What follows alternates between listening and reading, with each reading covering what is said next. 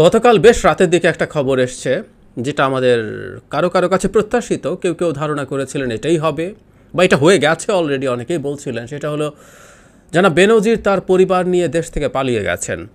যখন একটা নিউজ এসেছিল যে তার বিদেশ যাওয়ার ক্ষেত্রে নিষেধাজ্ঞা দেওয়ার আবেদন করা হবে আদালতের কাছে, তখন অনেকেই এই শঙ্কা প্রকাশ করেছেন। আমি আমার একটা ভিডিওতেও বলেছি যে তিনি আদৌ দেশে আছেন কি না। তারপর আবার অনেকে আমরা বলছিলাম ইনফ্যাক্ট তাকে যেহেতু দুদক ডেকেছে 6 জুন, তখনই বোঝা যাবে উনি আসলে দেশে আছেন কি নেই। আসসালামু আলাইকুম রহমতুল্লাহি ওয়া বারাকাতুহু। সম্মানিত দর্শক, বাংলাদেশ পুলিশের সাবেক আইজি ডক্টর বেনজির, তো ডক্টর বেনজিরের যে কর্মকাণ্ড, বিশেষ করে তার দুর্নীতি, সম্পদ ক্রয় এবং সেই সম্পদগুলো নিজের যে নাম তার পরিবর্তে স্ত্রী এবং সন্তানদের নামে সেগুলো ক্রয় করা। প্রিয় দর্শক, দুদক কেন বড় মাপের সরকারি চাকরিজীবীদের ঠেকাতে পারছে না? কেন দর্শক, এমনই অনেক তথ্য বেরিয়ে এসেছে। আপনারা জানেন, পুলিশের সাবেক আইজিপি বেনজির আহমেদ তিনি কিন্তু টাকার পাহাড় গড়েছেন। একজন মানুষের নামে একটি থেকে দুইটি বা সর্বোচ্চ 3টি অ্যাকাউন্ট হয়ে থাকে। সে বেনজির আহমেদের নামে কিন্তু 33টি অ্যাকাউন্ট। যখন পত্রিকা ছাপানো হয় টাকার পাহাড় এবং সম্পদের পাহাড় গড়েছে বেনজির আহমেদ, তখন এটি কিন্তু সরকারি দুদকের নজরে পড়ে যায়। অবশেষে দুদক যখন তদন্ত নেবে, তার পূর্বে কিন্তু বেনজির আহমেদ 33টি অ্যাকাউন্ট থেকে টাকা সরিয়ে নেয় মোটা অঙ্কে।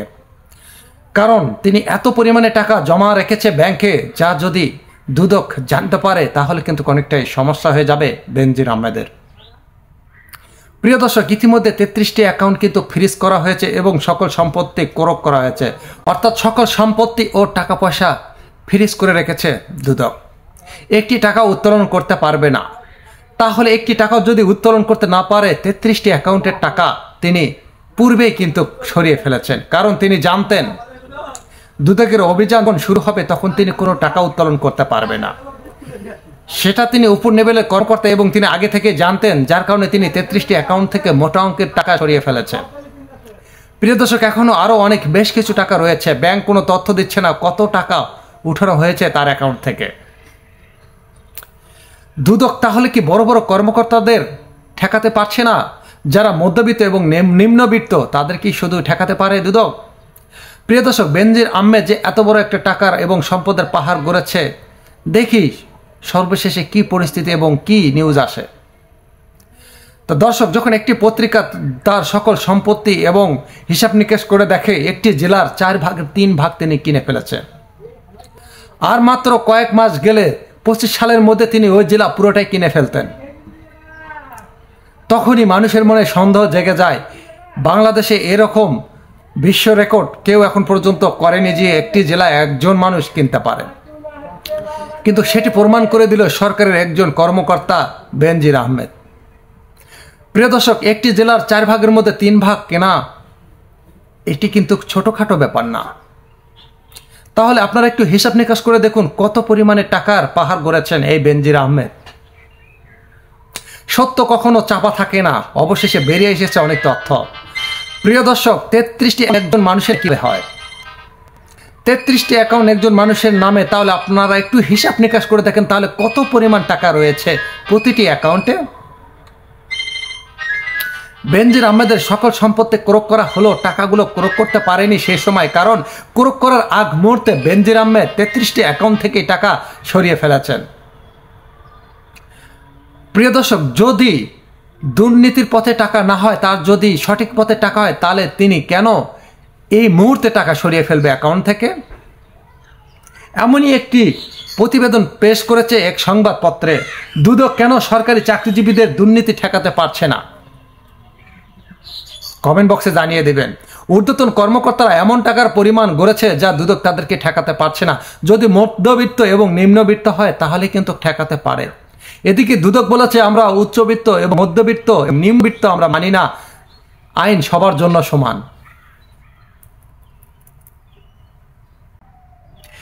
সংবাদ প্রতিবেদনে উঠে এসেছে বিবিসি নিউজ থেকে, বাংলাদেশের সরকারি চাকরিজীবীদের বিরুদ্ধে প্রায় দুর্নীতির অভিযোগ শোনা যায়।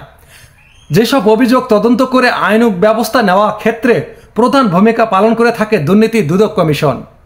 কিন্তু বর্তমান প্রতিষ্ঠানের বিরুদ্ধে একটি বড় অভিযোগ হচ্ছে ক্ষমতাশীল শীর্ষ কর্মকর্তাদের বাদ দিয়ে তারা কেবল মধ্যম এবং নিম্নসারী কর্মচারীদের বিরুদ্ধেই ব্যবস্থা গ্রহণ করেছে বলে জানিয়েছেন পত্রিকা দুদকের বিষয়ে।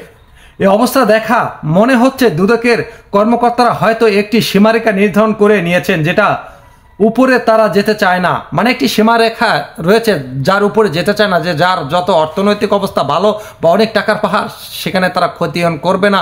বিবিসি বাংলাকে বলেন ট্রান্সপারেন্সি ইন্টারন্যাশনাল বাংলাদেশ টিআইবি নির্বাহী পরিচালক ইফতে খারুজ্জামান, যদিও অভিযোগ স্বীকার করে দুদক বলেছে দুর্নীতির প্রশ্নে তারা কাউকে ছাড় দেবে না বা দেয় না।